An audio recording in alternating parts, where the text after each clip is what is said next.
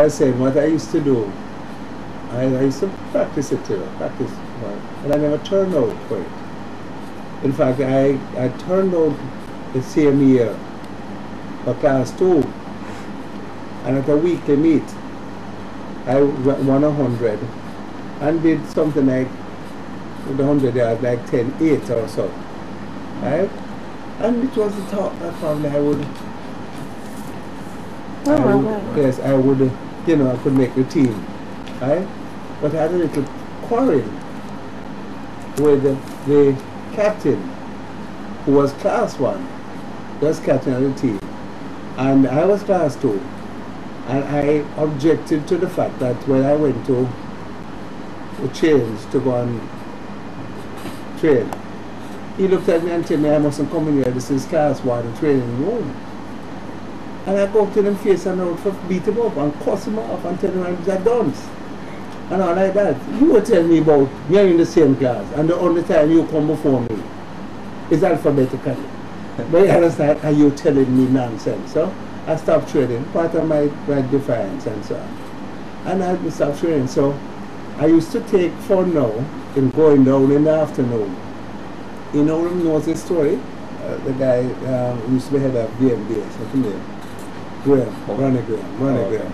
Because he was on the team, right? That was the last Ulmer's team that won the thing until they won the other day, 50 odd years after, 1956. He was on it. He had an undistinguished career, but nonetheless. Right? So I used to go out every afternoon and I teased the boys. Right? Tease them.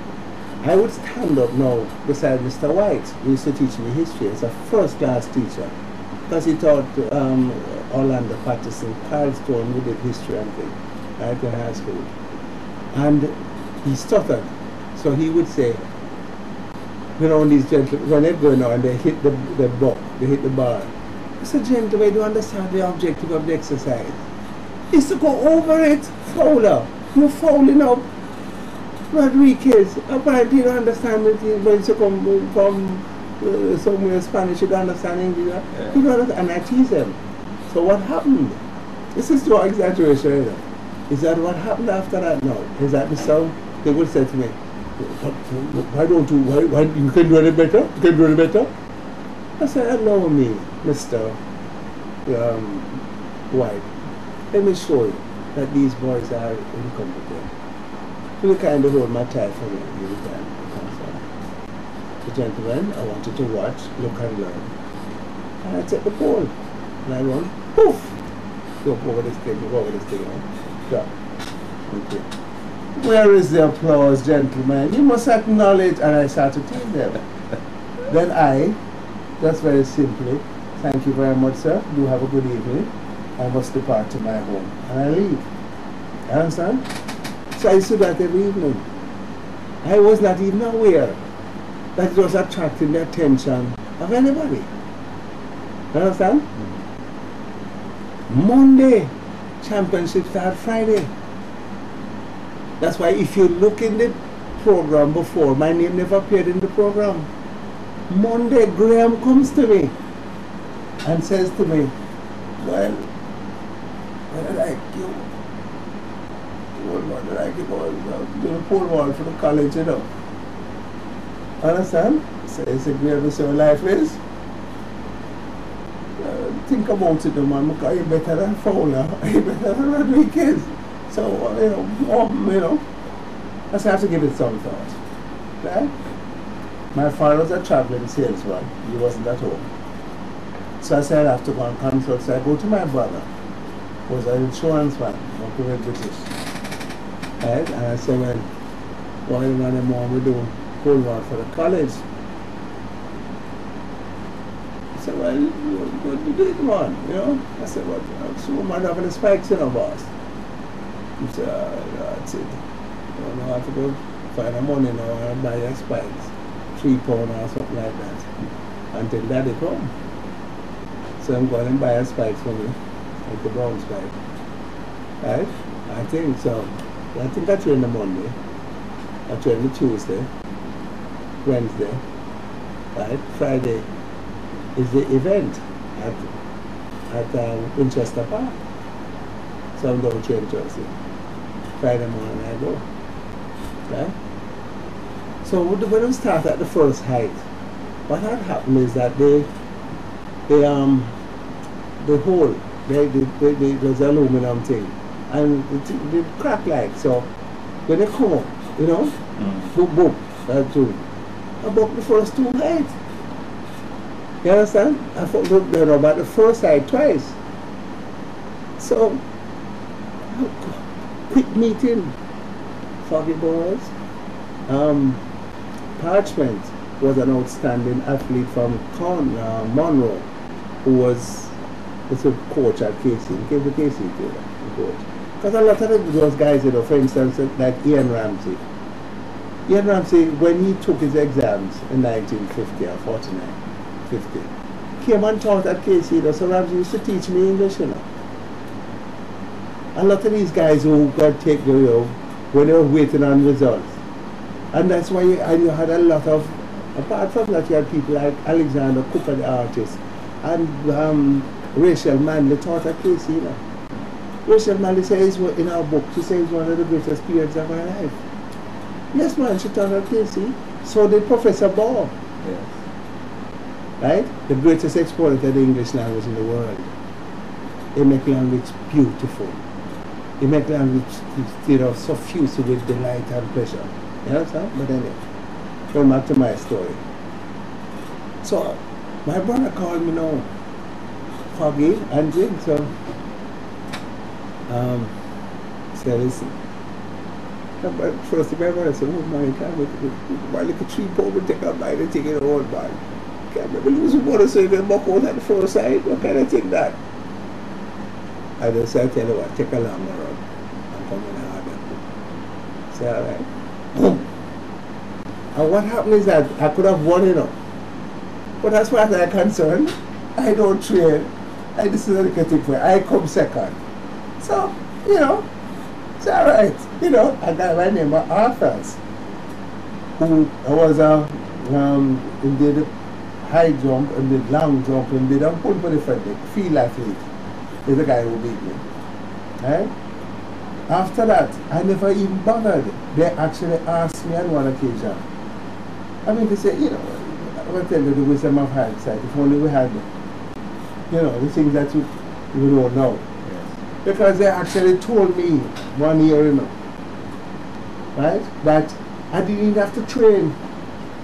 I could just come and turn up in the morning and do pole ball because I was better than the guy who was representing us. I beat him at school sports. So I mean, I don't know them for KC, but I don't go on and that type of foolishness. You understand? So that is it. But when it came to cricket, I used to play course cricket. But I never turned out for Sunlight Club cricket because I was better at cricket than football. And Jimmy Richards himself, 3 days ago, we're talking about it because Lance loved them. I played on the Sunlight Club team. And we're talking. And Jimmy said I should have easily played Sunlight. I never turned out for Sunlight because there was no glory at that time. They never even have newspaper coverage. Football was a thing that everybody wanted to know. Not so much track and field, you know. Because when we play football and we play Georges, I will tell the experience when I play Georges too, to show you. So I never turned out for Sunlight Club cricket. And Jimmy remembers, quite astonishingly, a house match we played against Nenosol, who had all the top players and Sunlight Cup players, and I picked up them bowling. Jimmy said, but wait, are you coming out? Because Jimmy was too old at the time to play Sunlight, and he played for like 53, right?